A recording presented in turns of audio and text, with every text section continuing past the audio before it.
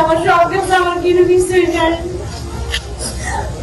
আমার সব ধ্বংস হয়ে গেছে। অপরাধকে গ্রেফতার দেখতে চাই।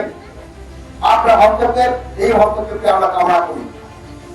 আমি আরো বলতে চাই যে এই যে শিশুটি, যে শিশু বাচ্চাটি আপনারা অনেকে ফেসবুকের কল্যাণে আমাদের কৃতজ্ঞতা প্রকাশ করতে চাই।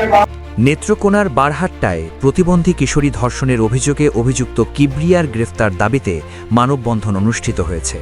নেত্রকোনা থেকে রিপন কান্তি গুণ এর তথ্যচিত্রে দেখুন বিস্তারিত। সোমবার সকাল 11টায় বারহাট্টা প্রেসক্লাবের সামনে স্থানীয় সচেতন নাগরিক সমাজের ব্যানারে এ কর্মসূচি পালন করা হয়। বক্তারা বলেন, অভিযুক্তকে দ্রুত গ্রেফতার করে দৃষ্টান্তমূলক শাস্তি নিশ্চিত করতে হবে।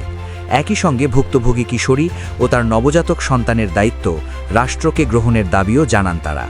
মানববন্ধনে উপস্থিত ছিলেন বাংলাদেশ নারী প্রগতি সংঘ এর বারহাট্টা শাখার ব্যবস্থাপক সুরজিৎ ভৌমিক সহ বিভিন্ন রাজনৈতিক, সামাজিক ও সাংস্কৃতিক সংগঠনের নেতৃবৃন্দ।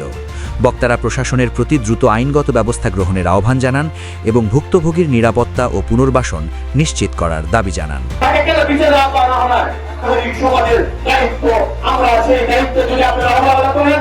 আমরা প্রয়োজনে মাঠে নামতে বাধ্য হবো, কঠিন কর্মসূচি দিতে বাধ্য হবে। নাহলে পর এরকম আশা নিয়ে আমি ব্যাগ ফিরে দিতাম, ফিজে দিতাম, তার টাকা ব্যাগ করবো।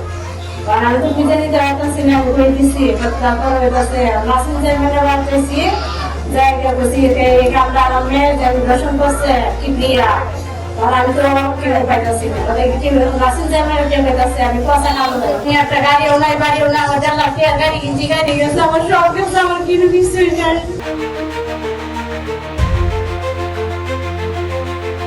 চ্যানেল 26 বাংলা।